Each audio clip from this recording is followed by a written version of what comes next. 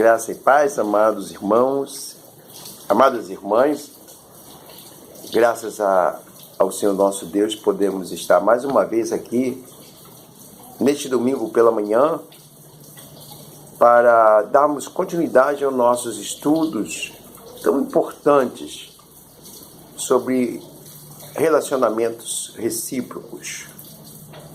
Isso tem tudo a ver com comunhão, com vida de testemunho, com crescimento espiritual. É a oportunidade que nós temos no exercício, na prática desses mandamentos, de obtermos resultados tão abençoados na nossa vida e podemos, é claro, também ser instrumento de bênção na vida dos outros.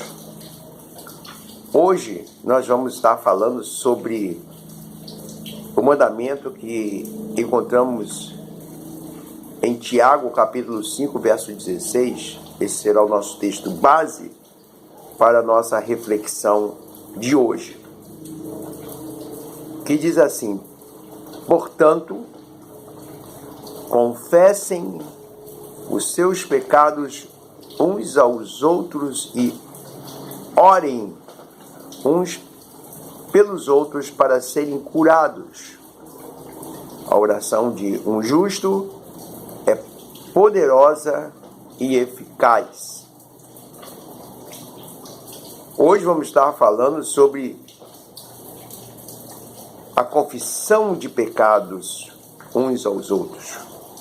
O mandamento de hoje é: confessai os vossos pecados uns aos outros. Esse é um ensinamento que traz resultados abençoadores na nossa vida, amados e amadas irmãs. A confissão é algo muito forte em seus efeitos e consequências espirituais. Por isso, então, nós não devemos sair por aí confessando pecados a qualquer pessoa, de qualquer forma, de qualquer maneira. É importante que nós venhamos a ter cuidado quando precisarmos realmente confessar mutuamente os nossos pecados. Isto é, precisamos compartilhar situações em que nós estamos vivendo e que sozinhos, e é aí que está a questão, estamos dentro de um enfrentamento onde continuamente estamos sendo derrotados. Nós precisamos fazer de uma forma essa confissão de que nós possamos ir a ciclos específicos.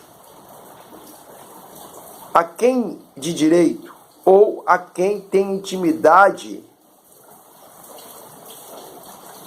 conosco, que sejamos mais próximos, mais íntimos, ou a uma estrutura e maturidade suficiente para supor que nós venhamos a ter confiança por parte daquele ou daqueles que nós venhamos a abrir o nosso coração, que possam suportar conosco o peso da nossa confissão e capacidade espiritual, é claro, para nos ajudar na intercessão. O cristão, portanto, amados, deve confessar os seus pecados uns aos outros. Vamos colocar aqui algumas orientações. Quando tem ofendido, por exemplo, um irmão em Cristo, havendo quebra de comunhão, automaticamente a quebra da comunicação entre os dois. É o que diz, e, por favor, anote o texto para essa palavra. Mateus, capítulo 5, versículos 23 e versículos 24. Portanto, precisamos confessar quando? Primeiro, quando tenhamos ofendido o nosso irmão em Cristo, ou quando tenhamos cometido contra uma outra pessoa, quem quer que seja, um ato em que nós venhamos a estar considerando que foi uma ofensa. Ou também quando tenhamos sido admoestados, advertidos, repreendidos pelos líderes da comunidade local que têm autoridade sobre nós. Então nós precisamos confessar os nossos pecados. De que forma? E é claro, quando nós somos admoestados, quando somos colocados dentro de uma situação onde somos trazidos para a qualquer forma de repreensão em amor, que nós venhamos a abrir o nosso coração e confessar o nosso pecado. A Bíblia fala em Mateus capítulo 18, versículo 16, sobre essa palavra, e também 2 Tessalonicenses capítulo 3, do versículos 10 até o versículo de número 12. Portanto, nós precisamos, dentro desse contexto, confessar àqueles que estão em autoridade sobre nós. E não é uma confissão para recebermos absolvição. Não. É aquela oração de compartilhar, trazer à luz aquilo que estava oculto. Porque tudo aquilo que está oculto, quando nós estamos guardando para nós mesmos, o que acontece? Nós passamos a viver debaixo de um domínio, porque aquele erro está na escuridão, precisa ser trazido à luz. Isso é a confissão. Todo pecado que fica oculto, tudo que fazemos ocultamente, nunca será perdoado. Tudo que fazemos ocultamente, que está dentro da escuridão, nunca vai ser perdoado. E o inimigo de nossas almas quer isso mesmo, que nós venhamos a estar guardando e aí sofrendo. Muitos vivem debaixo de um ciclo vicioso, não conseguem se libertar. E aí precisamos confessar por isso mesmo, quando tenhamos cometido algum pecado ativo ou passivo, que esteja prejudicando a nossa paz, o nosso crescimento e a unidade, ou testemunho público da nossa própria comunidade. Lemos em 1 Coríntios capítulo 5, verso 11 a 13 a esse respeito. Marque aí, 1 Coríntios capítulo 5, verso 11 até o versículo 13. Também em Efésios capítulo 4, versículo 3. 1 Timóteo capítulo 5, versículo 19 e 20. Apocalipse capítulo 2, versículo 4, versículo 5, também versículo 14 e 16. Também o capítulo 3, versículo 1, versículo 3, 15 a 19 e Josué capítulo 7. Também precisamos confessar os nossos pecados quando precisamos obter auxílio de um irmão mais íntimos, nossos pais espirituais, líderes ou pastores, para vencer determinadas práticas pecaminosas ou feridas interiores. Quanto mais íntimo, amados irmãos, o pecado, mais íntima deve ser a pessoa a quem, na direção do Espírito Santo, ouçam bem, na direção do Espírito Santo, o cristão confessará sua fraqueza e dela receberá todo o apoio em oração para que o Senhor venha trazer libertação completa. A palavra de Deus em Provérbios, capítulo 28, do versículo 13, diz assim: quem esconde os seus pecados não prospera, mas quem os confessa e os abandona encontra misericórdia. Que palavra, irmãos! Enquanto estivermos guardando, ocultando, colocando debaixo do tapete, nós vamos estar sendo presas para o nosso inimigo. Quantos e quantos pecados eles continuam permanecendo em nossas vidas e nós pedimos perdão a Deus e voltamos a praticá-lo. E muitas vezes nós falamos, não tem jeito, eu sou muito fraco e não consigo.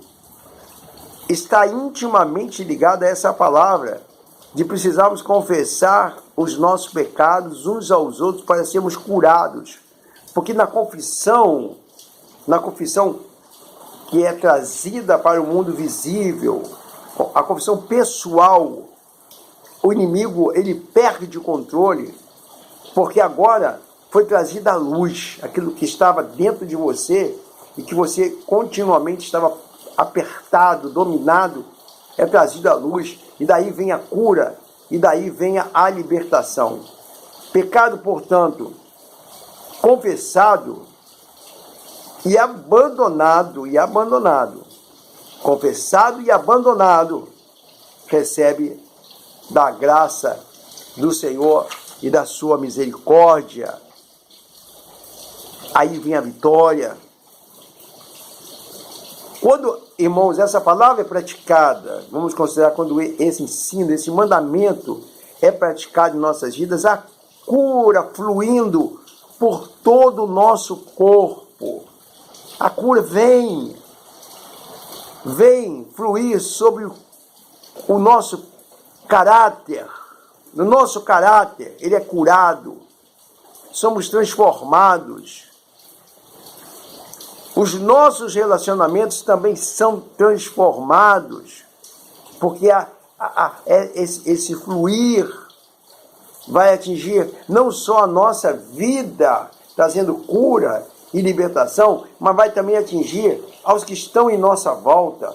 Porque quando nós estamos guardando o pecado, alimentando esse pecado ocultamente, o que acontece? Nós ficamos amarrados, impedidos, perdemos a paz, perdemos a consciência limpa, perdemos a nossa maneira de estar se relacionando, porque vem o peso da culpa.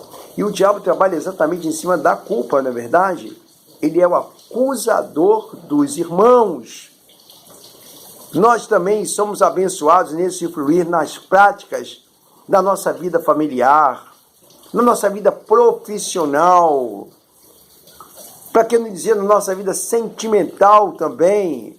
Nossa mente também é alcançada.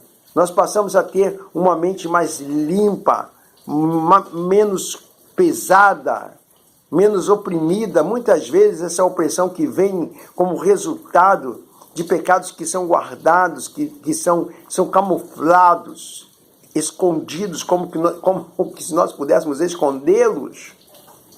Na verdade, nós estamos sendo aprisionados assim. O fluir vem, a nossa mente é arejada, a nossa mente é curada. Somos tocados, abençoados nas nossas emoções, somos tocados ali também. Nossas emoções são transformadas. Começa no lugar da opressão, da tristeza, vir o gozo, a alegria. Glória a Deus. Na verdade, amados irmãos, também fisicamente nós somos tocados. Porque quando nós estamos sendo amarrados aqui por esse pecado, nós estamos sendo tocados também na nossa vida física. Não só na nossa vida emocional, mas na nossa vida física, o nosso corpo começa a sentir os reflexos também. Há muitas doenças que são patrocinadas, vamos dizer assim, que vêm como resultado de pecados que estão sendo ali guardados esses pecados eles vão atingindo os nossos órgãos e vão atingindo o nosso corpo e vai nos trazendo doença. Por isso que quando confessamos pecados, somos curados. Para quer dizer que a nossa personalidade também é atingida? Sim, é verdade.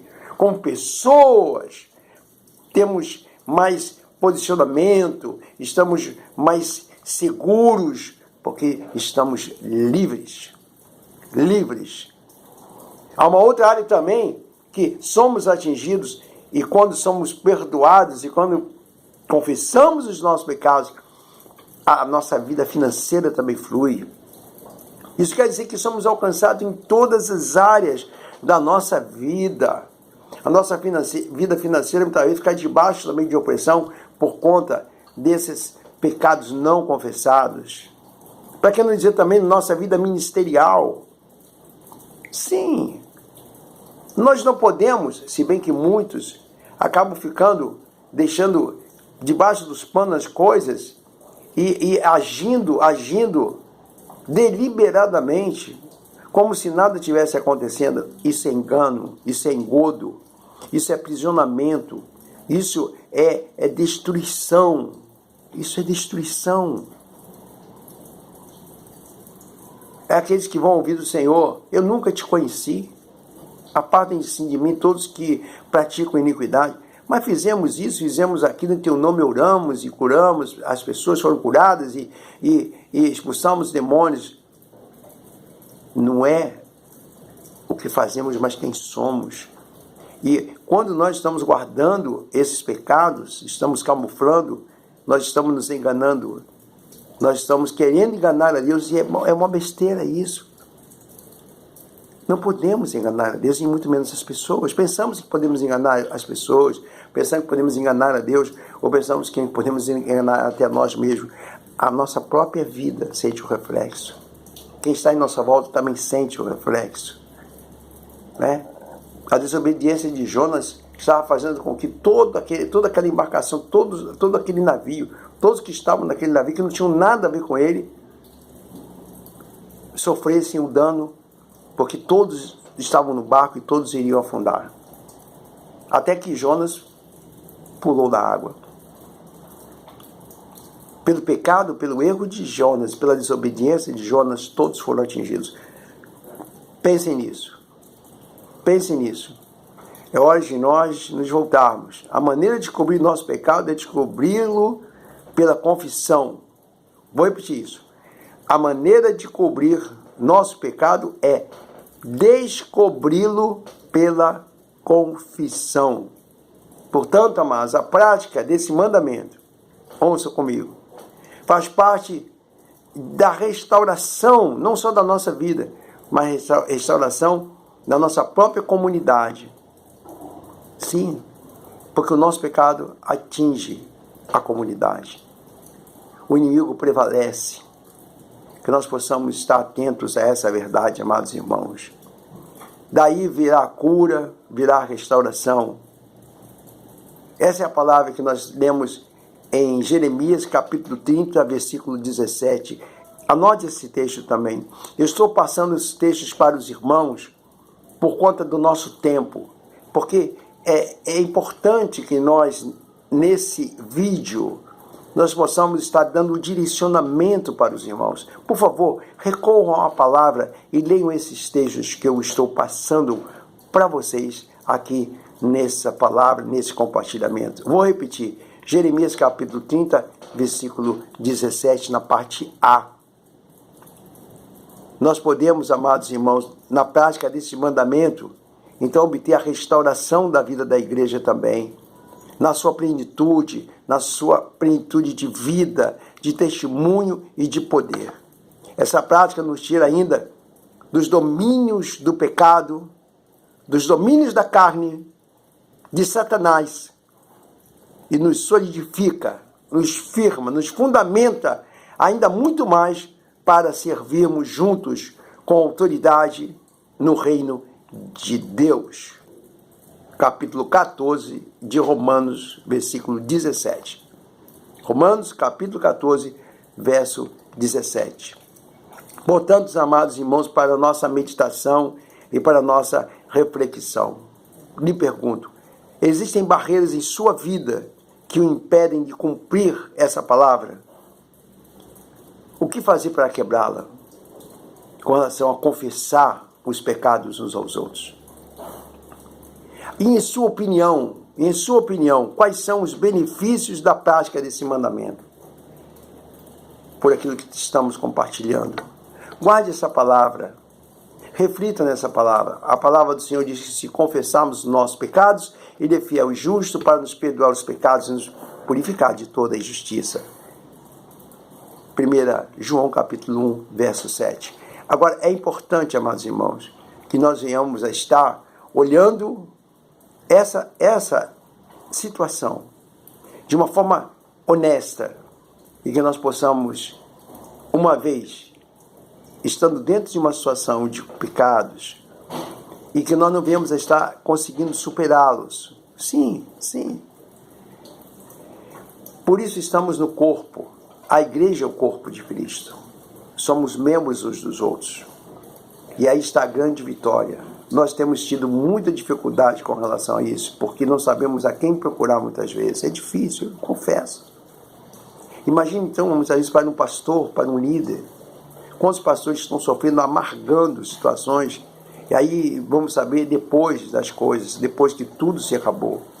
Porque é difícil encontrar alguém que possamos confiar, que possamos trazer para perto e que possamos confessar o nosso pecado. Mas, irmãos, estejam certos que na direção do Espírito Santo nós vamos poder encontrar esses irmãos. Eles existem, fazem parte da nossa vida e da nossa caminhada. Nós precisamos uns dos outros. E como nós precisamos uns dos outros, especificamente nessa área, nessa situação, que Deus nos abençoe. Que Deus nos traga cura e perdão. No próximo domingo vamos falar sobre exatamente isso. Perdoem uns aos outros. Vamos falar sobre o que precisamos, é o mandamento extremamente entre todos, aquele que nos traz também grande libertação. Perdoando uns aos outros. Perdoando uns aos outros. Senhor, nós pedimos em nome de Jesus que Tu possas trazer a Tua verdade ao nosso coração e a Tua paz, o Teu perdão. Assim nós pedimos em nome de Jesus. Amém e amém. Estamos de volta aos nossos cultos presenciais. Está sendo uma bênção e vamos estar orando logo para que eu possa retornar e estar com os meus irmãos lá no templo em nossa igreja, reunião da nossa igreja. Amém? Esteja orando por mim, orando pela minha família, orando pela minha filha Joyce, pelo meu genro Ismael e a minha netinha Evelyn, que está conosco, retornaram durante um período, vindo do norte da África para cá, vindo de Marrocos para estar conosco, por necessidade de atendimento a um tratamento de nossa netinha. Orem pela Evelyn, orem pela Joyce e pelo Ismael. Que Deus abençoe os amados, que Deus abençoe a igreja e fiquem na paz, em nome de Jesus. Amém.